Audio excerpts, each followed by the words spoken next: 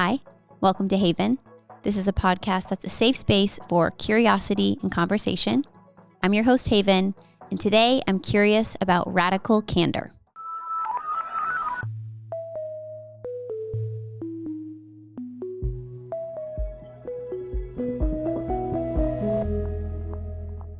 I'm actually going to pause here and ask something of you as a listener. So wherever you're listening to this, Spotify, Apple Podcasts, watching on YouTube, would you actually pause it and go subscribe so you can be a continued listener?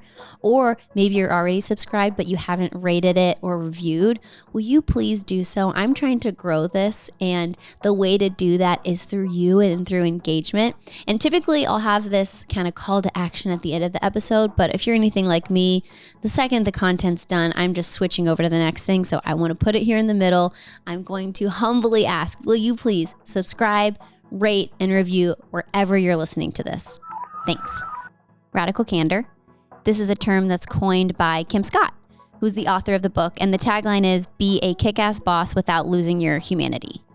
And Kim is very tenured in the corporate world. She worked at Google. She worked at Apple. She helped build the managerial teams in those companies from the inside through. So we see all the after effects on the outside, but a company is really run by people. And how do you have a healthy culture of people? And so her book was really, really refreshing to me. It's all about this access of, in order to have radical candor, you have to care personally and challenge directly. And so there's four different quadrants of where you can fall, as if you're not caring personally, but you are challenging directly, or you're caring really personally, but you're not challenging. And so I'll break down a little bit of the concept of that before we go into the Q&A with her.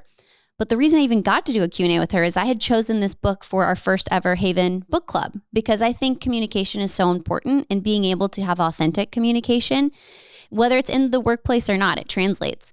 But then at my company, I also had all of the mid-level managers reading the book at the same time. So when I serendipitously ran into Kim Scott at a conference I was attending, she was speaking. I think we were in line for like pizza. I just said, hey, I want to introduce myself. I'm so excited to meet you. I said, I have 2 different groups that are reading your book right now, and I'm really excited. We're going to discuss it over Zoom in a little bit. And she was so kind. She goes, well, let me know if you'd like a Q&A. I'd be happy to set it up. And I was just fangirling, and I was like, oh yeah, I would definitely like that. And so I got her email, and I emailed her right away that night. And I said, yes, absolutely. Here are the dates, but I'm so more than willing to move them to fit your schedule. And it aligned, and she was able to come and do our first ever book club. And so we're going to show the Q&A in a little bit, but I also want to add that we had about an hour of conversation that I'm not going to show before she came on. That was really cool discussions about, what does it look like to actually be radically candid? What did we see growing up? What does it, feel like? Which one do we tend to slide into when we're not really focused? And then also there were some questions in the Q&A that I cut out because they were really personal from people, and they asked her, and she had some really eloquent and thoughtful questions, answers to their questions. And so the little plug for the book club is you're going to get some insight in those that maybe you're not going to get from the podcast or even this portion here of us talking about it. But before we get into it, I want to talk a little bit about the 4 different quadrants that we can fall in with radical candor. And it's also like, oh, we're not always in this one quadrant. We can flow between them based on like what our natural tendencies are when we're feeling, threatened or defensive or upset. And so the first one that's the most obvious to spot is obnoxious aggression. That's when you're challenging directly, but not necessarily caring personally. And I actually have my own experience the week that I was filming this podcast of how this came up, of being on the receiving end of that type of expression. So I had a meeting with someone that I had only seen once this entire year. I'll see them max 4 times, maybe a year. And I had sent the agenda a couple days forward because I knew it could be tricky waters. And then on the call, I was like, first, I just want to express gratitude for you. I really appreciate. And I kind of listed some things I was grateful for. And I said, and let me go over the agenda. And then I was like, is there anything that you feel like needs to be added here or is missing or that you'd like to bring up? And they said, no. I said, okay. And so we're going through the agenda and then kind of little small things here and there. But I was like, nope, just going to keep going. We're going to focus. And then at one point, they said to me, I think it's really interesting that you're doing an interview about radical candor coming up, because having difficult conversations is something I think you're terrible at. And I looked and I was like, well, I disagree with that. And then they go, well, you haven't had them with me, honey. And I go, please don't call me honey. And then all bets were off. I felt the obnoxious aggression. I did not feel cared for personally. I felt very challenged directly, to the point where I was like, it was just pummeling. And I thought, okay, where's the truth? What can I pull in? What can I identify and agree with here? And what can I learn from? And it was so much where at one point I said, I really want to hear what you're saying. I said, I'm finding myself feeling really defensive. And I was like, but I really want to acknowledge what you're saying. And then I eventually was like, I don't think that we're going to come to a common ground here. I said, I think the only way that we possibly could is with a third-party facilitator helping here. I just said, I don't think that we're going to, reach this moment together. And so we concluded. And even as I'm telling the story, I was like, that feels so crazy. But they had their AI bot on that emailed me the transcript of the meeting. And I went and I read it. And I was like, no, that really happened. And I was actually really proud of how I handled it. But man, to be on the receiving end of obnoxious aggression is really tough. Like, you feel your heart rate. You feel like you feel defensive. I felt so defensive. I felt so like just in self-protecting mode. But that's the obvious way to see obnoxious aggression. There's also another way. If you think of The Devil Wears Prada with Meryl Streep's character and the scene of her getting out of her car and coming up, and everyone in the office is like, she's coming. The women are changing their clogs for high heels. People are cleaning up their desk. Everything's getting like totally modified, because she's actually obnoxiously aggressive, but in a very undertone way where you do not feel her caring personally, but she's challenging directly. So we can actually take completely different ways of what that type of behavior looks like. And then even going into talking about radical candor, one of my friends from Texas, shout out Natalie, thank you for helping me with this. She teaches this with nurses in hospitals, this whole concept. And so she helped me break down what all of them look like. And she goes, if you notice, obnoxious aggression makes people not feel safe, and they'll modify. Like, why are you hiding your shoes, to the person in the movie? Like, why do you not feel comfortable to be what you naturally are? She was like, it requires people to create workarounds when you have someone who's obnoxiously aggressive. And it requires people to do all these move around things that they wouldn't typically do because of that type of leadership and behavior that they're around, which I just was finding so fascinating to think about. The most typical response is just people shut down around that person. And then they find workarounds to accomplish what they're trying to accomplish. Another quadrant in the radical candor axis is ruinous empathy, which is the inverse of obnoxious aggression, where I care so deeply personally and I'm not challenging you directly. And the example, again, Natalie gave me so many good examples, was the cut of the Lego movie, Everything is Awesome.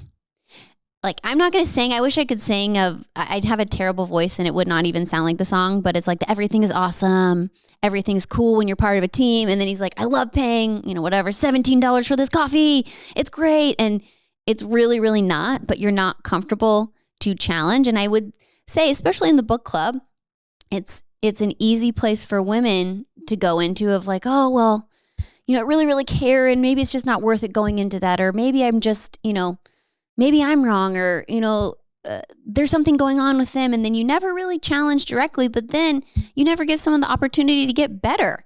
So the book is about in the workforce, but I think it's everywhere. You never give someone your actual candid feedback to understand the impact that it's having or what's going on your side of the fence. It's just way out of balance. And the danger of this one is, am I like petting the problem, or do I really care to address the problem? Ruinous empathy is like, oh yeah, it's a problem there, but then never challenges the problem, which is needed if you're going to try and fix something. The third group is manipulative insincerity. That's when you don't care. And that's when you don't challenge. And the example of that is the Office Space boss of just, okay, I'm going to have you come working on Saturday. Okay. Like, just, you don't care. You're not challenging. You're not there. And I'm going to be honest. I slip into this one with my kids sometimes. They're telling me on and on about something they care about. And it's hard for me to care because that takes energy. I'm also not going to challenge if there's anything there. And so I can slip into manipulative insincerity of, wow, yeah, that's crazy. There's also that meme of, if I've said that's crazy 3 times, like, please wrap up your story. And that's manipulative insincerity. It's not saying, you've talked a long time and I'd love it if you asked me a question. I don't know if that was obnoxious aggression or radical candor. I guess depends on your motive there. But manipulative insincerity is just throwing in the towel and giving up and not trying to address anything, and also turning off anything that would make you care about it. And the story that comes to mind is one time I worked for this guy, and I love a short king. Don't get me wrong. But there's also a little complex that can sometimes come with that. He drove a really big truck and he really overcompensated, and he's very insecure, especially around women working for him. No woman wanted to work with him. And one time he shared the story of, I have a great idea of how to get out of doing household chores. He was telling this to this other guy in a circle that was about to get married. He goes, anything that your wife gives you, just totally screw it up. Be terrible at it. If she wants you to iron, even better if it's her favorite shirt, ruin the shirt on accident and she'll never ask you to do it again. And I just thought, your poor wife. And that is so messed up. That to me is the example of manipulative insincerity. It's not caring about what your wife's asking, about her favorite shirt, about any of that. And it's also not challenging and saying, I don't enjoy that, or I don't really like that. Can I have a different chore that maybe I'm more interested in? Which I also think is actually kind of lame as I'm saying it. But either way, I was like, that's the prime example of manipulative insincerity. Now the sweet spot, radical candor. It's where you care personally and challenge directly. And the example of this one is a scene from How to Train Your Dragon. And I don't want to get it wrong, so I'm going to read off what it was saying. Basically, Astrid asks Hiccup, which silly name, but it's the character's name, why didn't you? And Hiccup replies, I don't know, I couldn't. Astrid then says, that's not an answer. And Hiccup asks, why is this so important to you all of a sudden? Astrid replies, because I want to remember what you say right now. And Hiccup says, oh, for the love of, I was a coward. I was weak. I wouldn't kill a dragon. Astrid points out that Hiccup said wouldn't that time. Previously, he had said couldn't. And Hiccup says, whatever, I wouldn't. Hiccup then explains that he wouldn't kill the dragon because it looked as frightened as he was. And I think that is such a beautiful moment for the character Astrid to challenge and care at the same moment and press and really get to the heart of the issue. I think it's such a beautiful example of what healthy friendship looks like. Like, again, in the work setting, it's great. That's a big slice. And I really understand the feedback of projects and everything. But even in a relational aspect, like, are you being radically candid? And are you really pressing people when you feel something's there? And if you care, it's worth it. You'll unearth things that otherwise, if you were ruinously empathetic, she would be like, well, you know, maybe he had his reasons. It was probably really scary. And even though she was upset about it, she wouldn't challenge. Or manipulative insincerity of just, well, not my problem, not my life. Or obnoxious aggressive, which would be like, you were scared and you're weak, and it would make him shut down. Like, the radically candid is, why? And that's not an answer. Like, that to me is such a beautiful picture of what this can look like playing out. So I wanted you to have the understanding of what was talked about in the book. There's so much more. I think that was like the first 2 chapters. The breakdown of how to actually play that out is more. So I would encourage you to read it, as well as her new book, Radical Respect, which just came out. But I want to also give you the gift of her answering our questions in the book club. So without further ado, here is Kim Scott with our live Q&A. Now a quick pause to hear from my sponsors. Seems like everyone's talking about the gut microbiome these days. I don't even think I'd heard that word outside of high school biology in my life, but now I'm seeing it everywhere. The fact is, we're learning so much about how the gut microbiome is key to our mental health, immunity, and of course, digestion. If you're looking for digestive support, Ritual has got your back, or rather, your biome. with Symbiotic Plus, a 3-in-1 supplement of clinically studied pre, pro, and postbiotics to support a balanced gut microbiome with daily use. Do you know the difference between prebiotics, probiotics, and postbiotics? They sound super similar, but it's actually fascinating how they work together. Probiotics contain the live microorganisms themselves, the kind that make up a flourishing microbiome. Prebiotics contain the nutrients those microorganisms need, and postbiotics are natural byproducts that support the gut barrier. With Symbiotic Plus from Ritual, you get all 3 in one, and a clinically studied supplement to support a balanced microbiome with daily use. In a study that modeled the human colon, Symbiotic Plus increased the growth of beneficial bacteria and microbial diversity. I like Ritual products because they're delivered with pamphlets explaining exactly what is in the products, what they're made with, and how they'll impact my body. It's also important for me to know the specifics, as all Ritual products contain high-quality, clean ingredients, and that all of Ritual's products are vegan, GMO-free, and tested for heavy metals and common allergens. One daily pop of mint scented capsule for simple, streamlined gut support. So get your gut going, support a balanced gut microbiome with Ritual's Symbiotic Plus. You can get 25% off your first month at ritual.com/haven. That's 25% off at ritual.com/haven. Happy squatting. This episode is brought to you by Efficientaid. Efficientaid offers fractional virtual assistants whose sole purpose is to help people who are making a difference. Are you bogged down in your email and still managing your own calendar? Delegating those tasks to a high-caliber career assistant can free you up to utilize your time towards the areas of your best and highest use, allowing you to focus on the areas you truly thrive in. Learn more at efficientaid.com. That's efficient, AIDE.com. Okay, back to the episode. Hi, Kim. How's it going? Thanks so much for joining us. Oh, thank you all. I'm excited to hear your questions and learn what you thought. Okay, yeah. Well, we've been discussing the book, so we went through the different quadrants and we were sharing some of our stories. And one of the ones that came up, especially when it comes in the work setting first, let's talk about the work aspect of it, is so many of us work remotely. So I know one of your aspects were like, okay, well, then make your 30-minute meetings 25 minutes or your hours 50 minutes. But also if you're like, okay, I have once a week one-on-one with this person, you know, how do you incorporate that where it doesn't just feel like all I'm doing is giving them guidance, you know, even if you're trying to sprinkle it in? What does that look like in a digital age? Yeah, I think whether you're working remotely or you're in person, I think it's really important to try to keep the impromptu 2-minute feedback conversations,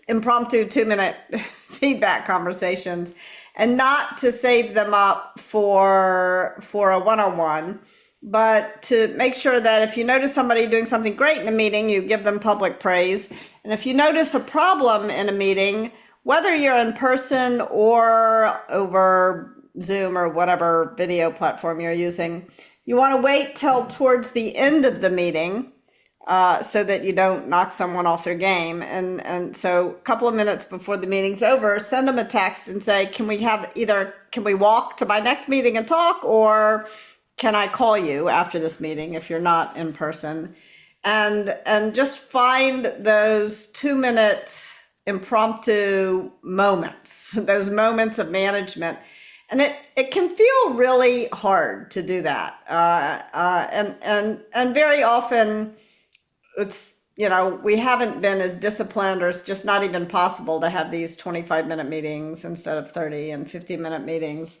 Mm-hmm. And if that's the case, I just try to remember that it's okay to be late to my next meeting and to realize that it may be more important to have this 2-minute conversation than to be on time to my next meeting. If it's something I really, truly can't be late to, then I'll say, can we talk in an hour, you know, after the next one? I love that. That feels so like practical.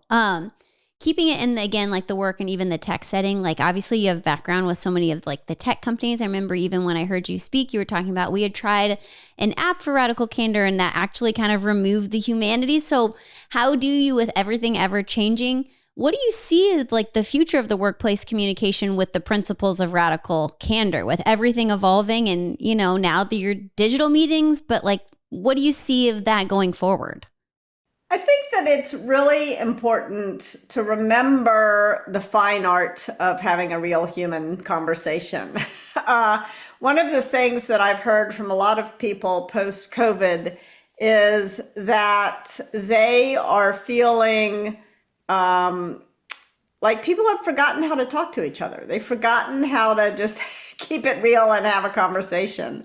And these real conversations, they don't have to happen in person. The phone, in fact, there's evidence coming out of University of Chicago that indicates that the phone may be a better way to have these conversations than even an in-person meeting. And it's almost certainly true that the phone is better than a one-on-one Zoom because there may be, even in person, more noise than signal in facial expressions and body language. We think we're good at interpreting what's going on for someone else, but often bias or something else is creeping in.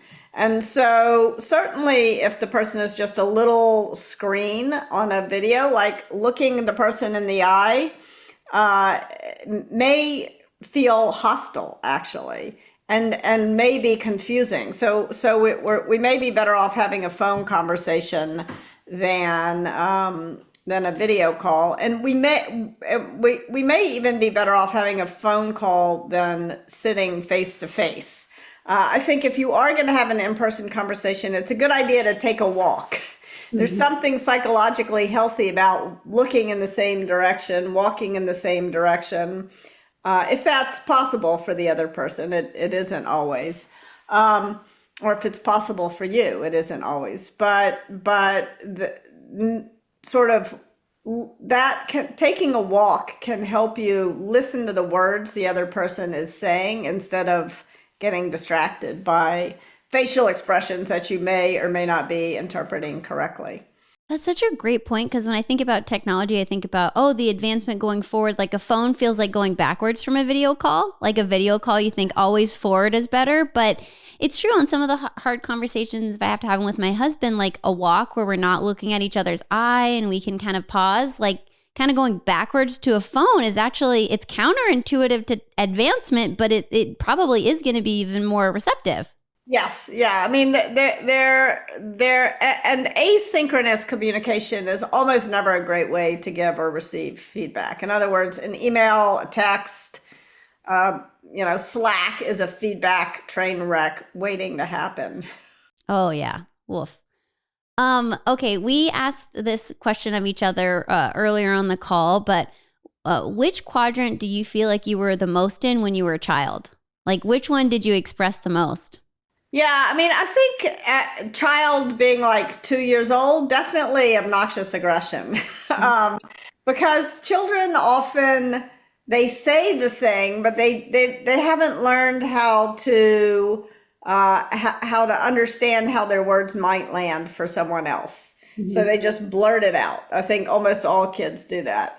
And so I think that's why parents say so often to their children, if you don't have anything nice to say, don't say anything at all, because it's embarrassing. You're with your kid in the grocery store and they point at someone and they say something completely inappropriate about the person's personal appearance. And it's embarrassing, I'm sympathetic with parents in that regard, but I think it's really important to learn how to say, was it important for you to say that? Could you have said that in a more respectful way? If it was for some reason important for them to point this out, rather than saying, if you don't have anything nice to say, don't say anything at all. I don't know. What did you all say? What did you all find? With my siblings, very obnoxiously aggressive. That's for sure. Like went head on. You guys all had some different answers if you guys want to share them. Yeah, I said for me, I think ruinous empathy, because I think, and I talked about this, but there's another author that I've heard a couple clips from on Instagram, and I heard her talking about how she believes that it's okay for kids to experience tantrums.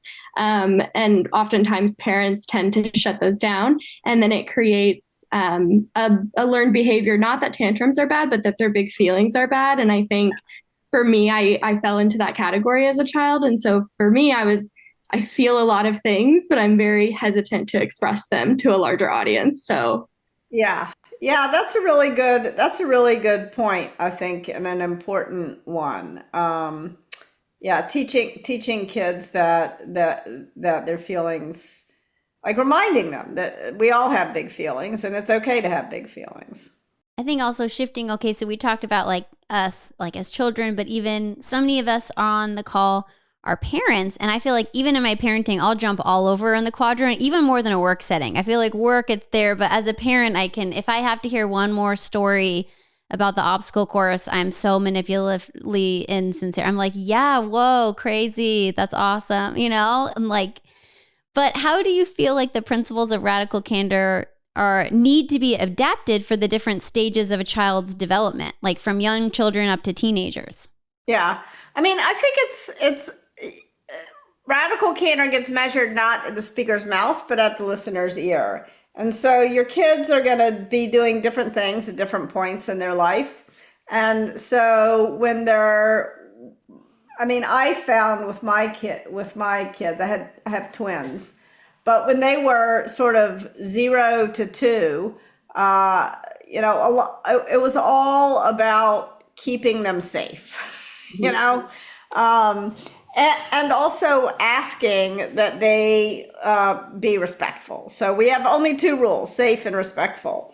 And respectful was to me kind of a way of talking about showing that you care about someone, at least not saying the totally rude and mean thing. And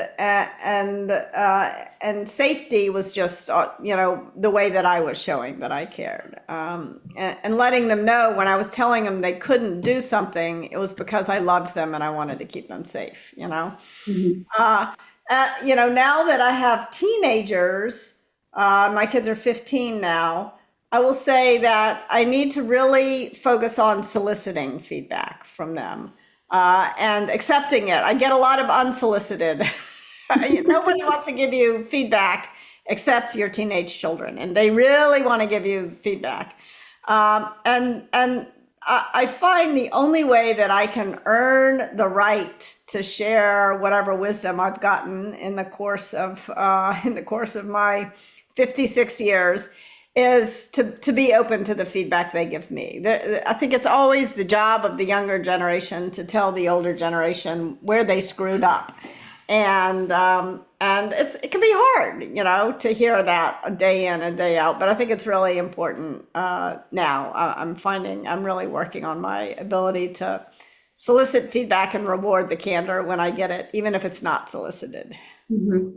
Well, Which even doesn't mean, by the way, I always have to agree with them, because I often do not agree with them, but I have to make my listening tangible.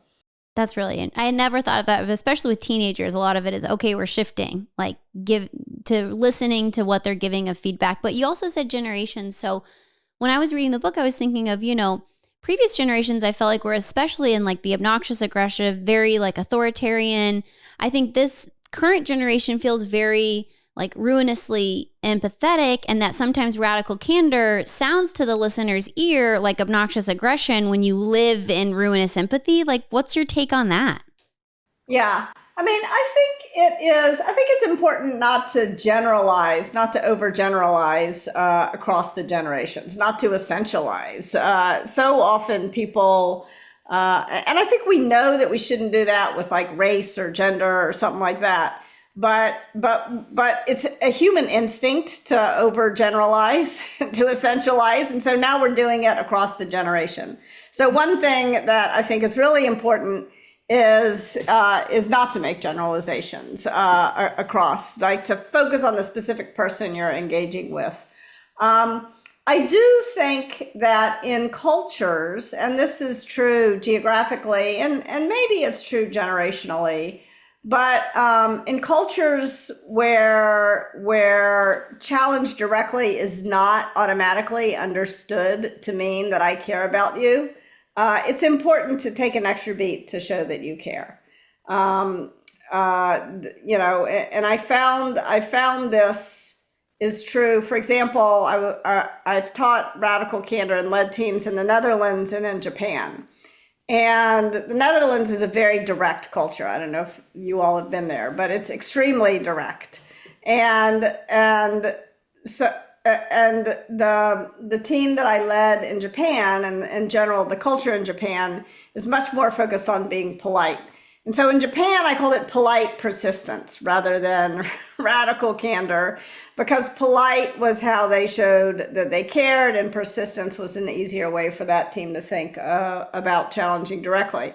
But if I had gone to the Netherlands and called it polite persistence, they would have thought I was talking about manipulative insincerity.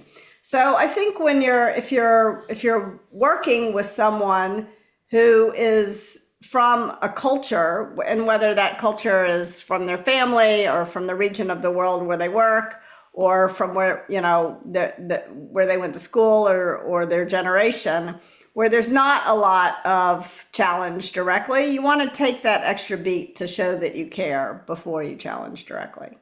Okay, with not overgeneralizing a generation, if I'm speaking to one person who kind of lives in that ruinous empathy quadrant and they really bruise easily, if I've shown I care, how can I give that feedback if it hurts? Do I just not take responsibility for their emotion, or like how do I toggle that? Yeah, I think that if you give someone some feedback and they seem sad, or if they seem mad, what you want to do is you want to move up on care personally without going the wrong way on challenge directly. And so it's very tempting, if you notice, especially if you notice someone maybe like tearing up, it's very tempting to say, oh, it doesn't matter, it's no big deal, like just don't worry about it, and that's going the wrong way on challenge directly. I found this to be true when I was teaching these sort of super senior iOS engineers at Apple how to give feedback. And these people were like, badass software engineers who presented like super tough. And when I would do these role plays, I would hire actors, because actors can cry on command.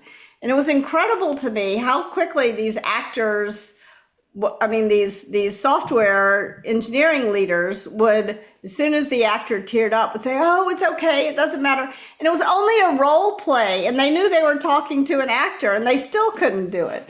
And so I think that it's very human to tend to back off what you're trying to say when you see someone get upset. And so teaching yourself to pause and to say, it seems like I haven't said this in the best possible way. How could I have said this better?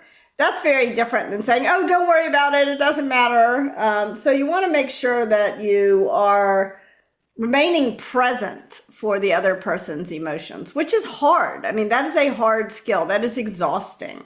But that you remain present, and that you make sure that you pay attention to those emotional signals that they're giving you, to use those signals to communicate better. Because when we communicate with people, we communicate on an emotional plane and on an intellectual plane at the same time.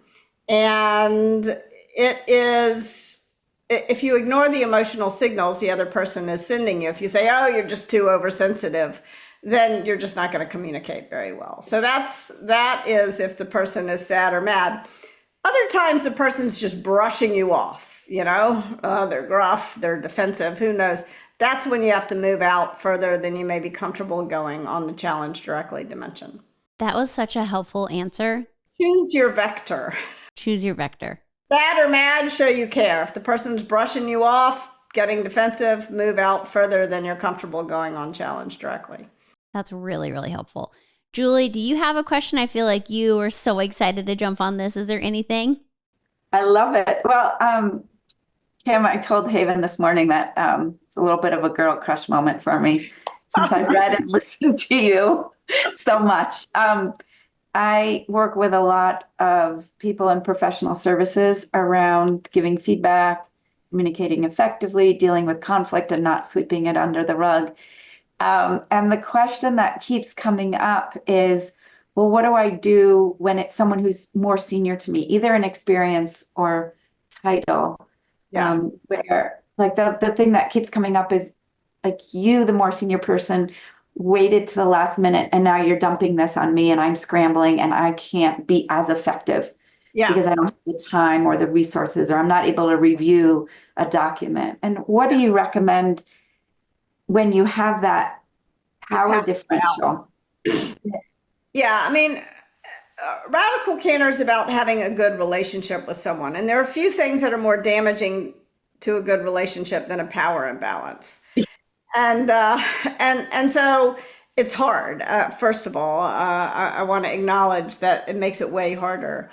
I think that one of the things to remember is that, at least for me, and I wonder if you all find this true as well, but as I think through my career, the people I know who've been the most successful are those who kind of ignore a power imbalance and they get on a level playing field with the person. And the other person often finds this reassuring and refreshing. I mean, I shouldn't say nobody. Some people really do like it when people kowtow to them, but most people don't actually like that. And so remembering that this is a person who, you know, and I'm going to remember that they're a human being first, and I'm not going to pay so much attention to hierarchy that I forget this other person's humanity. I think that's really important. And then I think the other thing to remember is that the radical candor order of operations works the same up, down, and sideways. You always want to solicit feedback first. So if it's your boss, you want to make sure you know what your boss thinks of your performance. And you also want to make sure that you understand your boss's scope. You often have a deeper, narrower perspective, and your boss often has a broader, for lack of a better word, shallower perspective. And so sometimes that can make it feel like your boss doesn't know as much as you do, but your boss knows different things. And the more you can take the time to try to understand what your boss's scope is, the less you're likely to make the assumption that your boss is an idiot, which may sometimes be true, but often it's not. Right. So solicit feedback first. Then you want to make sure that you're focusing on the good stuff, that you remember to give praise. And you don't want to kiss up. You don't want to give maybe public praise to your boss the way you do if you're the boss. But you want to think about the things that you really appreciate about your boss. It's easy to forget those things, especially if they're making decisions that you find bewildering or that you disagree with. So think about what you appreciate. Give voice to the things you appreciate. Yeah. That's not kissing up. That's expressing gratitude, which is always a good idea in any relationship. And then you want to make sure that if your boss says or does something that is frustrating, like dumping work on you at the last minute because they're disorganized, that you share that feedback right away. Don't hold on to it for too long, because if you hold on to it, it builds up. They make the same mistake a few more times. You're getting madder and madder. And then when you finally do say the thing, you maybe don't say it in the best possible way. You kind of, I think, at least that's a mistake I've made many times. So I think that can be helpful. Yeah, that's really helpful. Thank you. And not give the compliment sandwich either. Yeah. Everybody sees through that. Totally. Like if you tell me, oh, I like your bookshelves, I hate your book, but cool glasses, like that doesn't make me feel any better. Let's do one more, and then I got to go to my son's baseball game. Oh, good. We can't have you late for that. Okay. So similar to Julie's, almost a little bit of the power dynamic of like the radically candid with people within the organization and our team, or even like our family or parenting. I understand that. Our company, Efficientaid, does virtual assistants. So it's almost a little bit of like, what if you're in a customer service type role And like, how radically candid do you actually be? And when do you kind of hold it to the chest? And obviously, if someone's being absurd, that's one thing. But how do you navigate where it isn't the same type of relational dynamic as even a boss or a parent or a friend? Yeah, it's more of a transactional relationship. I mean, if you think about it, I try to, like, if I'm going to the airport or taking a lift, like, I'm probably not going to see that Lyft driver again. I'm probably not going to see that. This actually the flight attendants you often do see over and over if you're going to the same place. But it's not like you have a relationship with these people per se. But I really think it can make your day go so much better if you ask the person, what can I do to make this situation better? If you focus on the good stuff, if you tell people what you appreciate, what they're doing that you really appreciate, and if somebody's really doing something that is unacceptable, I think it's a good idea to tell them. And if you think about a client relationship, you're not going to be able to keep working with that client if they keep making this mistake. And so not only for the sake of the relationship and for the sake of your own emotions, but for the sake of the business, it's important to tell them, I think. Because if they're doing something that's making things go off the rail, like, that's not good for either one of you. That was so helpful. Thank you, Kim. We're so excited for Radical Respect as well. When does that come out? It's out. It's out. Great. Go buy copies and read it and let me know what you think. Wonderful. Thank you so much for your time. And I hope your son wins his baseball game. All right. Thanks so much. Take care. Yeah. As I mentioned before, we had an entire hour-long book club discussion before this. And some of the questions we asked ourselves were, what were you the greatest offender of as a child out of the 4 quadrants? What did you see growing up? Which one feels the best? Because to be honest, sometimes Radically Candid doesn't feel the best. So we slip into the ones that feel a little better. And which one do you hate to be on the receiving end the most out of the 4? And Kim answered more questions. We cut them for privacy. But if you want to be a part of these type of discussions, you can join the book club at havenpod.com. You can sign up for the newsletter. I'll let you know when they're coming, and you can raise interest. And you can also email hello@havenpod.com and say, I want to join, and I'll put you on the list. We'd love to have you. We'd love to have these type of discussions. And I want to leave you with 2 of my favorite quotes from the book that really stuck out to me. One of them was, the way you ask for criticism and react when you get it goes a long way towards building trust or destroying it. And the other one is, make sure that you're seeing each person on your team with fresh eyes every day. People evolve, and so your relationships must evolve with them. Care personally. Don't put people in boxes and leave them there. So I hope this discussion maybe caused some new thoughts in you about how you want to communicate this week. It definitely, when I read the book and had this discussion, I couldn't help but unsee people in different categories. But also, again, don't leave them there. We all flow in between the 4 categories. The goal would be radically candid, but also just be aware of which one you may slip into and worry about yourself, less about judging and putting other people in boxes, but be, okay, where am I the greatest offender? And how can I try to be a little bit more radically candid? Thanks, and I'll see you next time.